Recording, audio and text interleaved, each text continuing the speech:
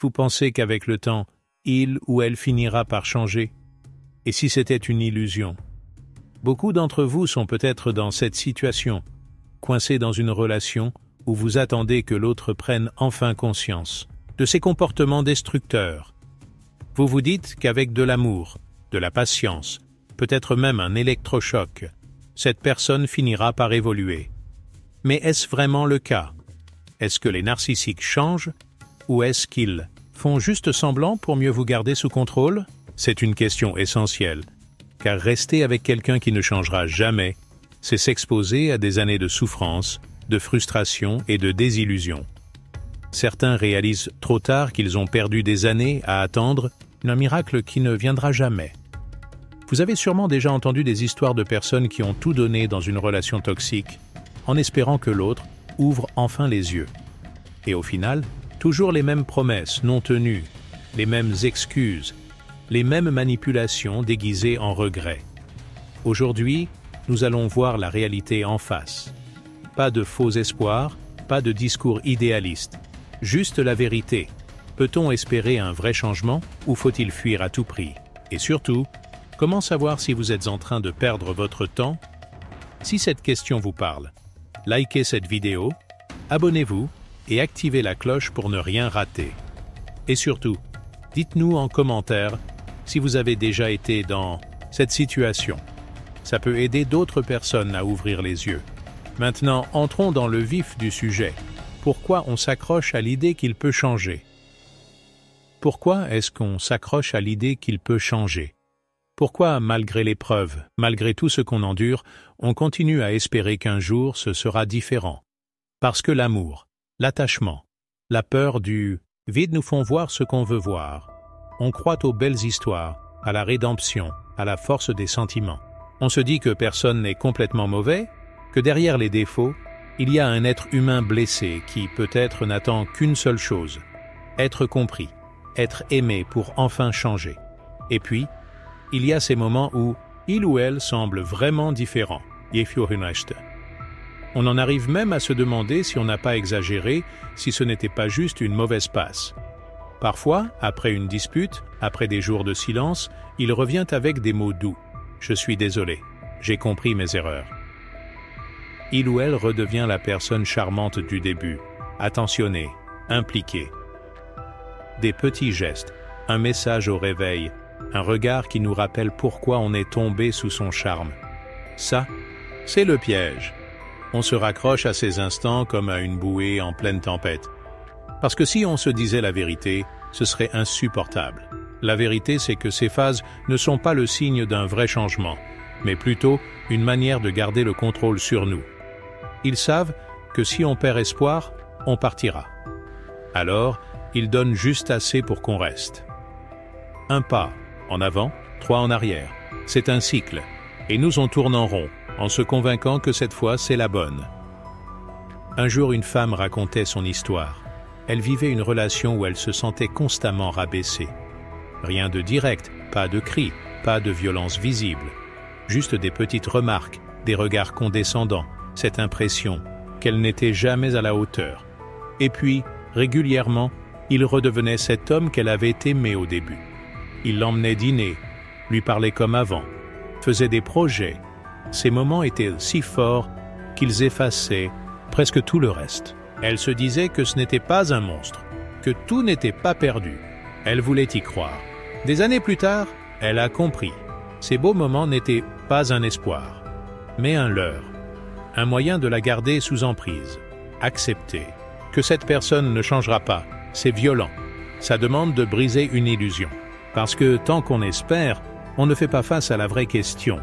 Et si tout ça, c'était juste une perte de temps? Personne n'a envie d'admettre qu'il a mis des mois, des années dans une relation qui ne mènera nulle part. C'est plus facile de se dire que le changement est possible, que la patience finira par payer, que c'est juste une question de temps. Mais plus on attend, plus on s'attache à cette attente et plus on s'enferme. Il faut aussi parler de cette peur d'admettre la vérité, parce que reconnaître qu'il ne changera jamais, c'est aussi accepter que nous, on doit prendre une décision. Et cette décision, elle fait peur. parce qu'elle implique soit de continuer en pleine conscience, soit de partir et d'affronter l'inconnu. Et c'est souvent ça qui nous retient. L'inconnu, parce qu'après des mois, des années à vivre dans une relation instable, on finit par s'y habituer. On a mal, mais au moins, on sait à quoi s'attendre. On souffre, mais ce n'est pas la même souffrance que celle de partir, d'être seul, de devoir reconstruire quelque chose d'autre. Mais soyons honnêtes, combien de temps encore allons-nous attendre un changement qui ne viendra peut-être jamais?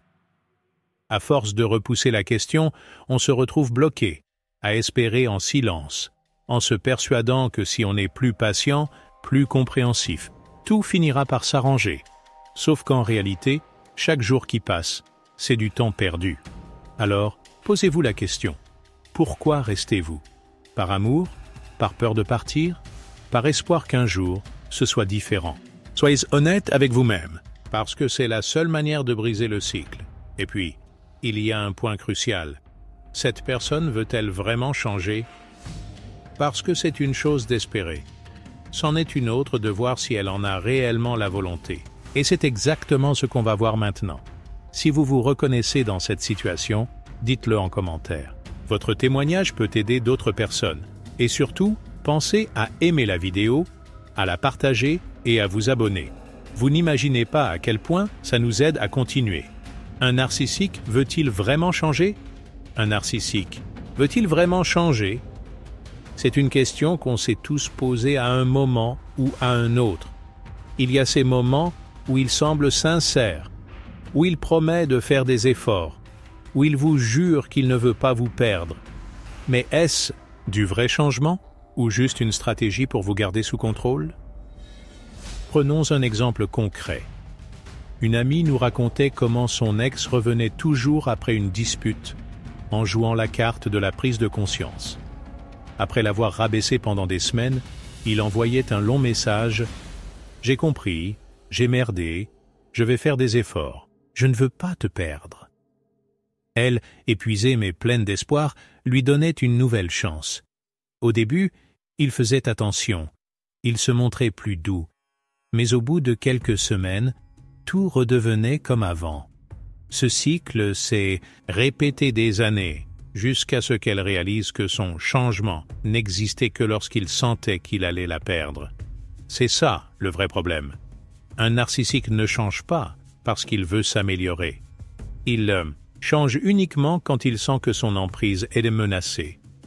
Il sait très bien quoi dire pour toucher votre sensibilité, pour vous faire croire que cette fois, c'est différent. Mais dès qu'il vous sent rassuré, il recommence. Parce qu'au fond, il ne se remettra jamais sincèrement en question. Est-ce qu'il en est seulement capable? Pour changer, il faut d'abord reconnaître qu'on a un problème.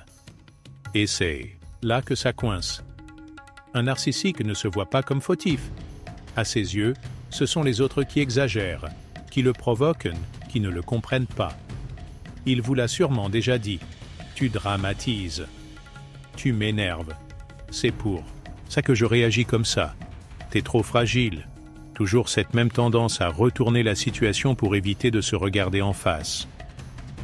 Autre anecdote, un homme nous a confié que son père, un manipulateur invétéré, avait accepté d'aller en thérapie après une grosse dispute familiale. Toute la famille s'était dit « c'est bon, cette fois il va comprendre et changer ». Mais une fois en séance, il ne faisait que minimiser ses actes, détourner les questions, rejeter la faute sur sa femme et ses enfants. Il ne cherchait pas à évoluer, mais à prouver qu'il avait raison. Après 3 séances, il a arrêté en disant « C'est une perte de temps, je vais bien, c'est vous qui avez un problème ». C'est exactement ça. Un narcissique ne voit pas l'intérêt de changer. Il s'adapte, il manipule mieux, mais il ne se transforme pas. Pour lui, l'introspection, c'est une faiblesse. S'excuser, c'est perdre du pouvoir. Alors il préfère jouer avec votre patience, tester vos limites et continuer son jeu.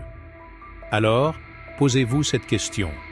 Combien de fois avez-vous entendu ces excuses, ces promesses, ces beaux discours? Et surtout, combien de fois ces paroles se sont-elles transformées en actes concrets, durables? Parce qu'un vrai changement ne se fait pas en paroles. Il se prouve sur le long terme.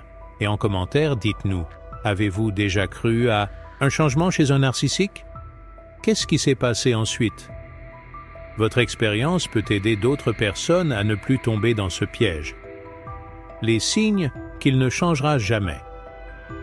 Un narcissique qui promet de changer, c'est un peu comme une horloge cassée qui donne l'heure juste 2 fois par jour. Sur le moment, ça a l'air crédible. Mais en réalité, rien ne bouge vraiment. On a tous entendu ces phrases. « Je vais faire des efforts. Je vais me remettre en question. Je vais changer, je te le promets. » Pourtant, quelques semaines plus tard, c'est comme si rien ne s'était jamais dit. C'est un cycle, une promesse, un sursaut d'effort, souvent très bref, puis un retour à la case départ. Ce n'est pas un oubli, ce n'est pas un manque de volonté. C'est une mécanique bien huilée. Il dit ce qu'il faut pour vous garder, mais sans jamais faire le travail nécessaire pour évoluer. Et à chaque fois que vous espérez, vous tombez dans le piège. Un autre signe implacable. Il ne se remet jamais en question. Peu importe ce qui se passe, ce n'est jamais de sa faute. Un retard? Tu m'as mal expliqué l'heure. Une dispute? Tu exagères toujours. Un mensonge? Tu es trop parano. Le narcissique a un talent unique pour inverser les rôles et vous faire douter de votre propre perception. À la longue, vous finissez par vous excuser pour des choses qui ne sont même pas de votre ressort. Et c'est là le problème. Il ne reconnaît pas ses torts parce qu'il ne veut pas les voir. Si une personne ne se sent jamais responsable de ses actes, pourquoi ferait-elle l'effort de changer? Ensuite, il y a les excuses et les faux changements. Le narcissique sait jouer avec les mots. Il sait exactement ce que vous avez envie d'entendre pour rester. Parfois, il va même jusqu'à admettre certaines erreurs, mais toujours de manière contrôlée. Il vous dira qu'il a compris, qu'il va essayer de faire mieux. Mais dans les faits, rien ne suit. Il peut même aller plus loin et vous faire croire que le problème vient de vous, que c'est votre exigence qui est trop haute, que c'est vous qui ne lui laissez pas assez de temps. C'est une stratégie subtile, donner l'illusion du changement sans jamais faire le travail. C'est comme repeindre une façade sans réparer les fondations. Et puis, il y a ce dernier point, peut-être le plus insidieux. Il joue avec vos émotions. C'est un maître dans l'art de souffler le chaud et le froid. Un jour, il vous comble d'attention, de belles paroles. Le lendemain, il est froid, distant, méprisant. Et vous vous retrouvez à chercher ce que vous avez bien pu faire pour provoquer ce changement brutal. C'est ce qui crée l'addiction émotionnelle. Vous restez parce que vous espérez retrouver la version gentille, celle qui a su vous charmer au départ. Mais cette version n'existe que pour vous garder sous contrôle. Ce n'est pas une vraie transformation, c'est un masque, un exemple typique. Une personne nous a raconté qu'elle avait quitté un homme narcissique après des années de promesses non tenues. Quelques semaines après leur rupture, il lui a écrit un long message pour lui dire qu'il avait enfin compris, qu'il était prêt à changer et qu'il avait même pris rendez-vous avec un thérapeute. Elle a hésité et a fini par lui donner une nouvelle chance. Résultat? Après 2 séances chez le psy, il a arrêté d'y aller en disant que c'était une perte de temps et qu'il n'allait pas se laisser manipuler par un inconnu. Il avait fait juste assez pour lui donner espoir et la faire revenir. Puis il était redevenu exactement le même. C'est ça, la vraie question. Pas ce qu'il dit, mais ce qu'il fait. Et si à chaque fois, c'est la même histoire, alors il n'y a rien à espérer. Il faut regarder les actes, pas les promesses. Un narcissique ne change pas. Il s'adapte juste pour mieux manipuler. Et c'est ce qui fait qu'il ne faut jamais attendre un vrai changement. Plus vite vous acceptez cette réalité, plus vite vous vous libérez. Si vous vous reconnaissez dans ces signes, dites-le nous en commentaire. Ça peut aider d'autres personnes à ouvrir les yeux. Et si cette vidéo vous parle, pensez à liker, partager et vous abonner. Ça nous aide à continuer à vous proposer ce genre de contenu. Peut-on forcer un narcissique à évoluer? Peut-on forcer un narcissique à évoluer? C'est une question qu'on s'est tous posée à un moment ou à un autre. On se dit qu'avec un peu de patience, de dialogue et de compréhension, la personne finira par changer. Après tout, si elle tient à nous, elle fera des efforts, non? On veut croire que tout le monde est capable d'évoluer, qu'il suffit du bon déclencheur, du bon moment, de la bonne approche. Mais la vérité, c'est que lorsqu'il s'agit d'un narcissique, ces tentatives échouent presque toujours. Et pourtant, on insiste. On s'accroche. Parce que l'idée qu'il ne changera jamais est trop difficile à accepter. On essaye d'abord la discussion. On se dit que s'il comprend le mal qu'il fait, alors il voudra s'améliorer. On choisit nos mots avec soin. On évite de l'accuser trop directement, on essaie d'amener les choses avec calme. Mais à chaque fois, la même chose se produit. Il retourne la situation contre nous. Il se met sur la défensive. Il nous accuse d'être trop exigeants, trop sensibles, trop durs. Il détourne la conversation, trouve un moyen de nous faire culpabiliser. À la fin, c'est nous qui nous excusons. Parce que c'est ça, le piège avec un narcissique. Il sait exactement comment renverser les rôles. On part avec l'intention de lui faire prendre conscience de ses comportements. Et on ressort en se demandant si, finalement, ce n'est pas nous qui exagérons. Alors, on change de méthode. Puisqu'il ne veut pas entendre nos mots, on va lui montrer notre souffrance. On lui fait part de notre douleur, de notre frustration. On espère qu'en voyant nos larmes, notre détresse, il réalisera l'ampleur de son comportement et qu'il voudra s'améliorer. Mais au lieu de compassion, on se heurte à l'indifférence. Tu dramatises, tu prends tout trop à cœur. C'est toujours la même chose avec toi. Il minimise, il banalise, il ridiculise, et dans certains cas, il va encore plus loin. Il nous regarde souffrir sans aucune émotion, comme si ça ne le concernait pas. Parfois, il sourit, amusé par la scène. Ce moment où l'on comprend qu'il ne ressent rien face à notre douleur, c'est un choc. Mais souvent, au lieu de prendre nos distances, on essaye encore autre chose. On se dit qu'il faut lui laisser du temps, qu'il ne peut pas changer du jour au lendemain. Alors on attend, on lui donne une énième chance, parce qu'il a promis, parce qu'il a dit qu'il ferait des efforts. Pendant quelques jours, il joue le jeu. Il est plus attentif, plus doux, plus présent. On commence à croire que cette fois, c'est différent. Puis, sans même s'en rendre compte, on retombe exactement dans le même schéma. Il recommence. Il nous refait douter, il nous manipule, il détruit lentement notre confiance en nous. Et quand on ose lui dire qu'il n'a pas tenu sa promesse, il nous répond que c'est faux, que c'est nous qui ne voyons jamais ses efforts, que nous sommes trop durs avec lui. Et c'est là qu'on doit ouvrir les yeux. On ne peut pas forcer un narcissique à changer. Ce n'est pas une question d'amour, de patience ou de stratégie. Ce n'est même pas une question d'intelligence ou de compréhension. C'est une question de volonté. Et cette volonté, il ne l'a pas. Il ne ressent pas le besoin de se remettre en question parce que, dans son esprit, il n'a pas de problème. Le problème, c'est toujours les autres. Alors pourquoi s'accroche-t-on autant à l'idée qu'il finira par évoluer? Parce que c'est plus facile de se dire qu'il changera un jour que d'admettre qu'il ne changera jamais. Parce que partir, couper les ponts, accepter la réalité, c'est difficile, c'est douloureux. On préfère croire qu'avec du temps et des efforts, on arrivera à obtenir ce que l'on mérite. Mais plus on reste, plus on se perd. Il faut arrêter de croire qu'on peut sauver un narcissique. Parce que ce n'est pas lui qu'on sauve en restant, c'est nous qu'on condamne. Chaque jour passé à attendre un changement qui ne viendra pas est un jour perdu. Chaque discussion où l'on tente de lui faire comprendre l'évidence est une bataille épuisante qu'on ne gagnera jamais. Un jour, une femme nous a raconté son histoire. Elle était avec un homme narcissique depuis des années. À chaque dispute, il promettait de changer. À chaque promesse non tenue, elle restait persuadée que l'amour finirait par triompher. Jusqu'au jour où elle a réalisé qu'il ne changerait pas. Mais il était déjà trop tard. Elle avait perdu toute confiance en elle. Il lui avait fait croire qu'elle était incapable de vivre sans lui. Et c'est ça la vraie prison. Alors, au lieu de chercher comment le faire évoluer, demandez-vous combien de temps vous êtes prêt à sacrifier dans une relation qui vous détruit. Parce qu'un narcissique ne changera pas sous la pression. Il ne changera pas par amour. Il ne changera pas parce que vous souffrez. Il changera uniquement s'il en a envie. Et soyons honnêtes, c'est rare. très rare. La vraie question, ce n'est pas « peut-il changer ?», mais « jusqu'à quand vais-je ? Attendre quelque chose qui n'arrivera pas ?»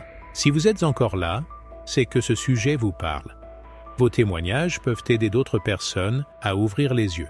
Ne restez pas seul face à cette réalité. Partir ou rester? La seule vraie question, c'est souvent la dernière. Étape d'une relation avec un narcissique. Ce moment où on est face à un mur et où il faut prendre une décision. Rester et espérer que quelque chose change ou partir et tout reconstruire. Mais soyons honnêtes, ce choix est loin d'être simple. Parce que si c'était juste une question de logique, on partirait sans hésiter. On sait que la relation est toxique, on sait qu'elle nous détruit. Et pourtant, on hésite, on doute. Pourquoi? Parce qu'on a peur. Peur de regretter, peur de ne pas réussir à avancer, peur d'être seul. Alors, aujourd'hui, on va mettre les choses à plat.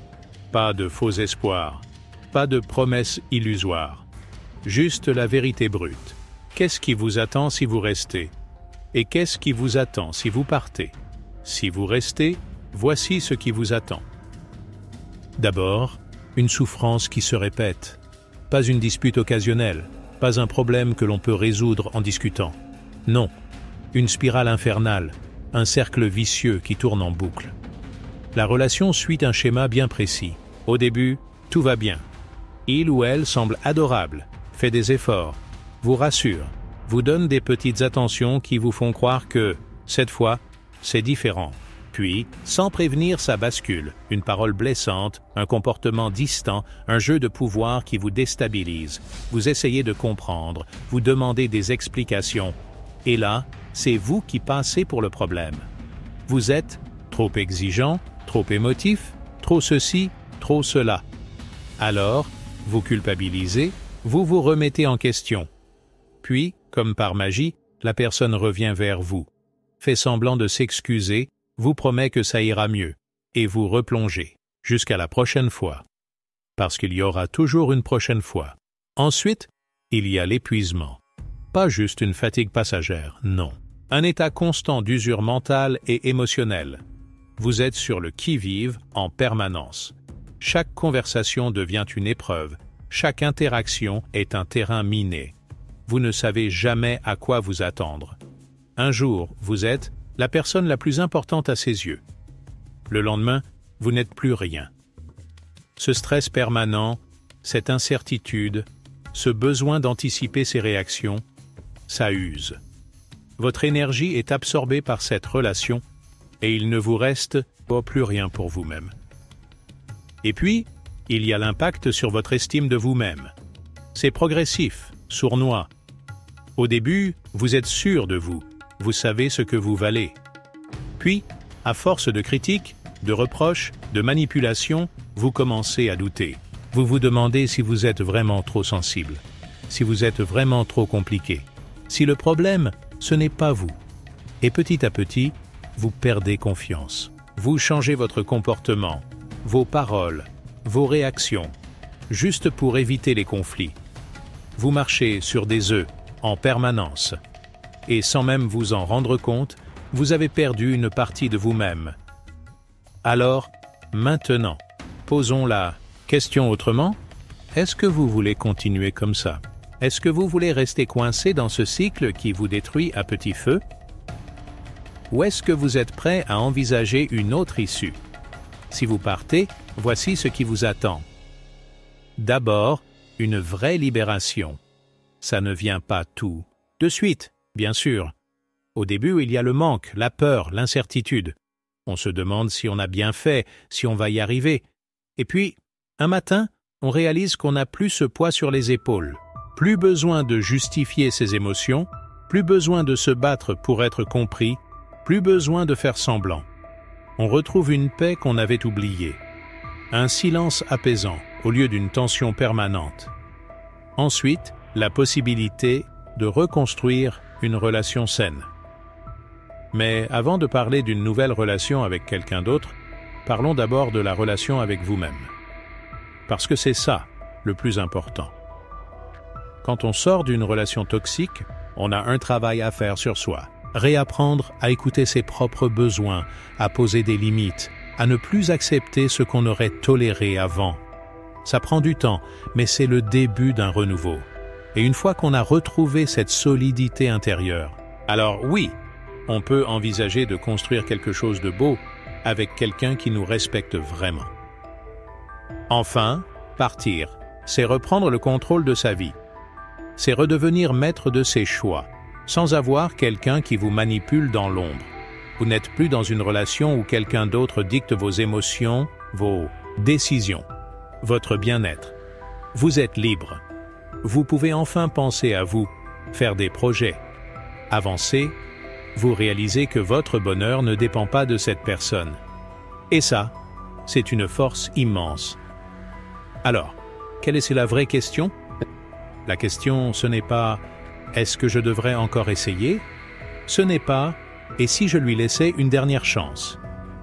Parce que ces questions, vous vous les êtes déjà posées 1000 fois.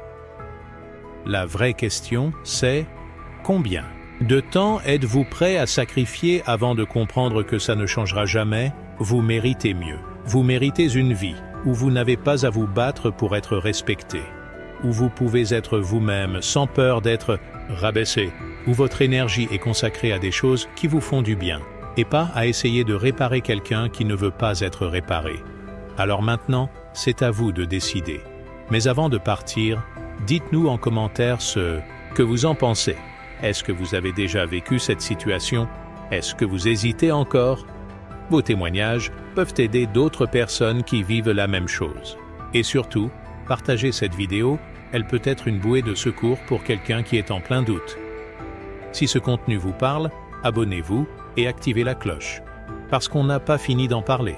Vous méritez la vérité. Vous méritez d'être libre. Comment s'en libérer une bonne fois pour toutes? Se libérer d'un narcissique, c'est une bataille. Une bataille contre lui, mais aussi contre soi-même.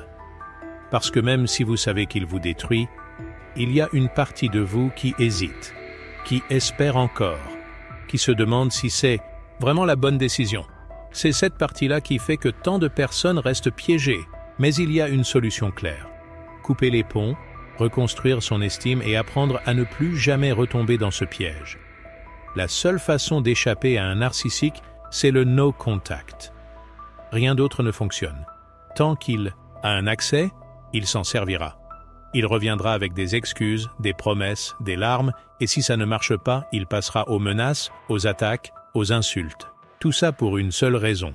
Vous gardez sous son emprise. Si vous laissez une brèche, même minime, il s'y engouffrera. Juste un message pour savoir comment tu vas. Tu me manques? On pourrait au moins rester amis. J'ai changé. Donne-moi une chance. Ça commence toujours comme ça. Et puis, peu à peu, il reprend le contrôle. Il teste jusqu'où il peut aller.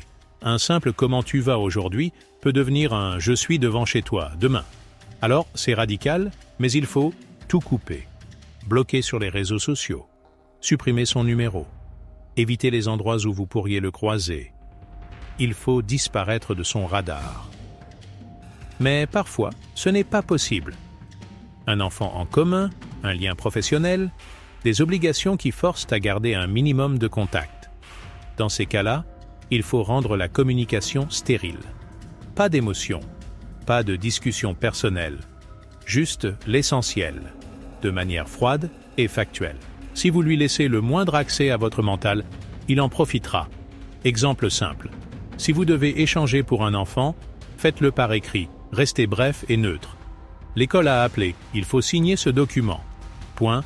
Pas de justification, pas d'échange superflu.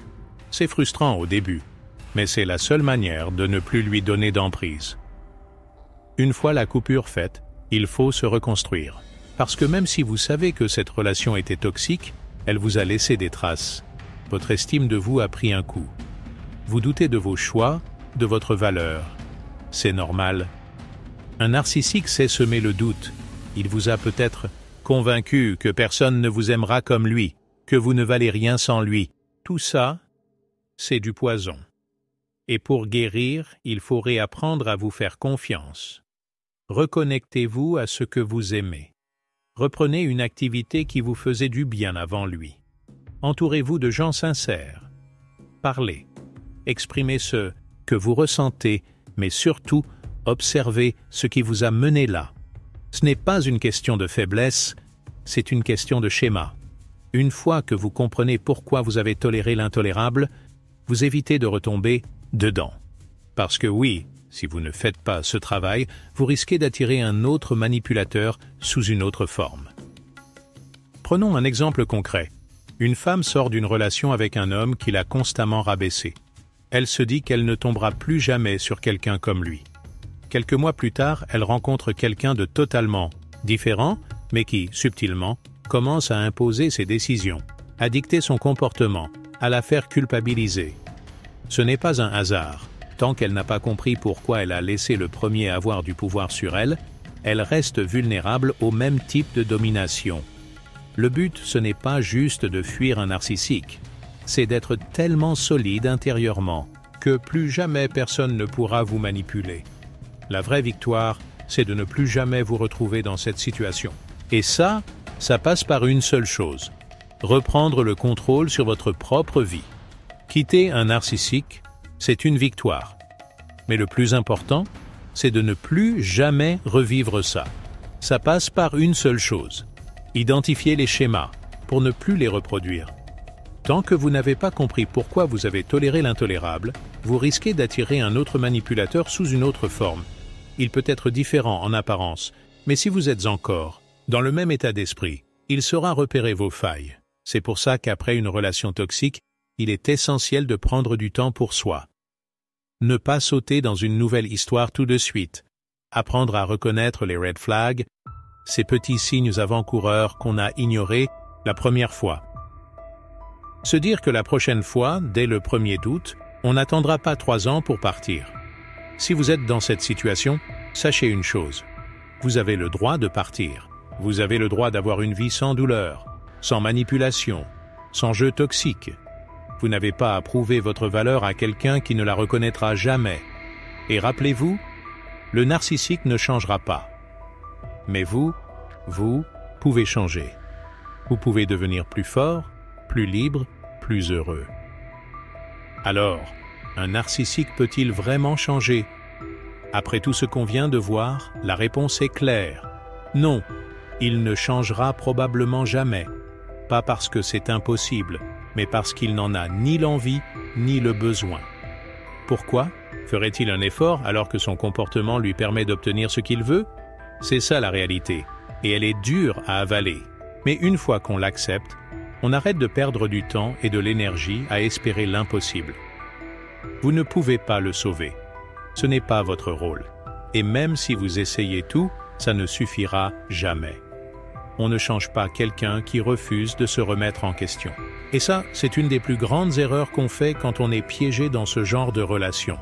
Croire que l'amour, la patience, les discussions vont finir par l'adoucir. La vérité, c'est que plus vous restez, plus vous vous épuisez. Plus vous attendez un changement, plus vous vous enfermez dans un cercle de frustration et de douleur. Alors, il ne reste qu'une seule vraie question. Que choisissez-vous? Rester dans cette spirale toxique, en espérant un miracle qui n'arrivera probablement jamais, ou décider que votre bien-être passe avant tout? Partir, ce n'est pas facile. Ça demande du courage, de la force et souvent du temps. Mais une chose est sûre, on ne regrette jamais d'avoir pris cette décision. On regrette seulement d'avoir attendu si longtemps. Il faut se poser la vraie question. Est-ce que cette relation vous rend heureux? Est-ce qu'elle vous fait du bien? Si la réponse est non, alors il est temps de reprendre votre pouvoir. Il est temps de choisir votre paix, votre liberté. Votre bien-être vaut plus que cette relation toxique. Ne restez pas coincé dans une illusion qui vous détruit à petit feu. Si cette vidéo vous a parlé, aimez-la, abonnez-vous et partagez-la. Votre expérience peut aider quelqu'un d'autre, alors n'hésitez pas à la raconter en commentaire. Vous n'êtes pas seul. Beaucoup sont passés par là et beaucoup s'en sont sortis. Vous le pouvez aussi.